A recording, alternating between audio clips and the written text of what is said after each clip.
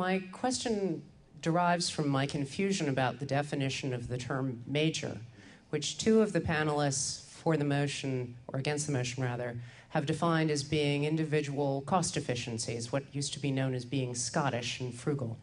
But Mr. Rosenkranz, in introducing the debate, spoke about Kyoto 2 and the cap and trade effectively tax through auction that would be imposed, constituting, he said, 2% of the GNP of the global economy. That's a huge amount of money, and I was curious, under that scheme, who would control those dollars, who would allocate them, and where would the accountability be? All right, I'd like to go to, I'm going to reserve that and collect a couple more questions. Anybody up the aisle here? On the far side, woman in the green jacket.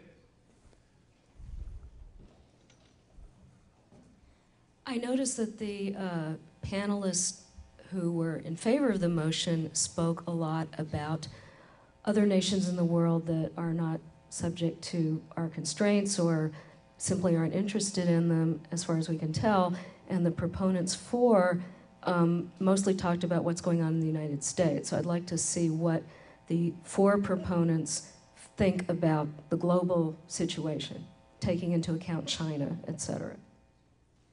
Okay, one more. Front row. White jacket.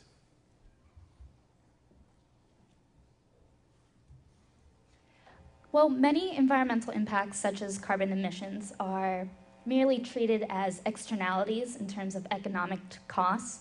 Al Gore, however, suggests that these carbon emissions are treated as total economic costs. How greatly would American industries be affected if these environmental impacts were treated as costs rather than externalities? And do you direct that question to anyone in particular? Probably the people for the motion. Okay, let's start. Let's work in reverse order. And Bjorn, would you like to take that last question? Yeah, and clearly I think any economist would say that we need to actually make sure that the externality, the thing that you don't pay for, that you actually end up paying for it. But you also have to have a realistic sense of it, and that's, of course, where we need to talk not just about what works in particular companies, but what actually works for the economy. If you look at across all the different studies, and Professor Richard Tall has done so, and it's latest and the only global survey of all the costs of what is an extra ton of CO2 causing of damage in the world, the answer is that's about $7 per ton of CO2. That translates pretty much into 6 cents per gallon of gasoline. So yes, we should have a carbon tax. That's not what's actually going to do anything majorly for or against our emissions. Oliver Tickell, what did you hear in that answer? Well, I think that this whole question of paying for externalities associated with carbon emissions is absolutely crucial.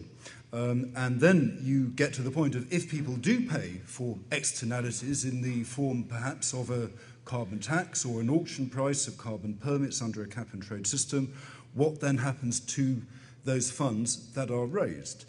Clearly there are two ways to go. There is adaptation, there is mitigation, but the greatest of these is mitigation, because the best way that we can serve the victims and potential victims of climate change is by making sure that it does not happen. Phillip Stott, what's his head shake? You're never going to stop climate change. Can we just kill one thing off? Climate will change without us or with us. And that's where Bjorn is right.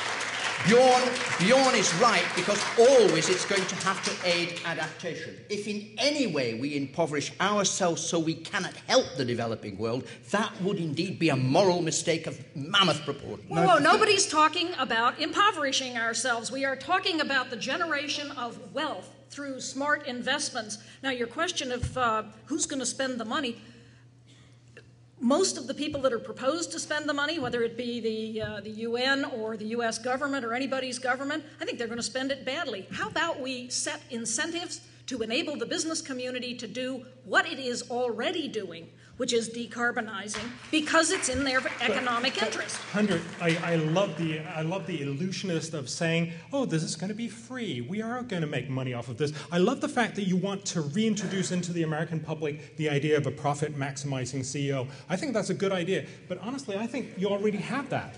The point is, how are we going to get beyond that? And that is going to be costly, and Europe has shown the way. It's not costly. But Bjorn, costly, I mean, the question went to the matter of a 2% of the world GNP. Yeah. That is enormously costly. Yeah, and that is what the UN is telling us that the cost is probably going to be. I mean, you can have a discussion about is it going to be 1%, is it going to be 3%, but it's definitely going to be hugely costly, and simply making these stories that some companies can make money. Hey, great, and presumably we don't have to do anything to make them make money. But the real question is, please, where are we going to get the rest of the cost? One of the absolute key things here is actually to address the very agenda that you put forward of huge spending into research and development for renewable technology. And the strange thing is that you put that forward as if it was some kind of an alternative to cutting carbon, when in fact it's a very important aspect of how you set about cutting carbon emissions. Where you're wrong with that, it is a necessary part but not sufficient, because there are two components. There's research and development, and then there is making sure that it happens on a sufficiently large scale to get the economies of mass production, which are real. And we know in the case of solar PV that the cost falls 20% for every doubling of production. We see in the New York Times today that the cost to Americans of installing solar PV is half of what it used to be as a result, in part, of these kind of cost savings. Oliver, we're not disagreeing with you on that. This is the situation that we need to bring about. And as the costs come down through research, through development, through mass production, through large-scale deployment, we are bringing costs down. And nobody on this panel is against increasing energy efficiency and energy security. It's the most sensible thing of all. But if you're making the marker of it always what is precisely happening to carbon, A, you're not going to do it, and I'm sorry to say you're not actually going to do it for a reason I'll just mention in a second, but also the real issue is how are we going to have enough energy of all types, not just to keep the US going, but above all, from my point of view, for the developing world. That is, to me, absolutely crucial. Good, let's talk about the developing world and how you meet their energy needs. Frankly, we know how they're actually. Peter Huber, let's hear from Peter Huber. We know how they're meeting their energy needs. They are taking down their rainforests, they are soaking carbon out of their land, and they are burning coal. I mean, we actually know this. All this talk about externalities. If you don't know this, the Kyoto system divides the world. I didn't do this, they did it. They divided it into 2080, okay? Everything on the 20, nothing on the 80. How can we even talk about externalities? If I said to you, folks, we're getting an externality system worked out for this group just right here, but it's only this group here. All the rest of you do what you like. What do you think would work with that system? Nothing would work. Interesting and totally off the point of are major cuts in carbon worth the money? Take Afghanistan, where I work. You and I and the rest of American taxpayers this winter will spend something like $80 million buying diesel to run the North Kabul power plant, that diesel trucked over the Khyber Pass, fat target.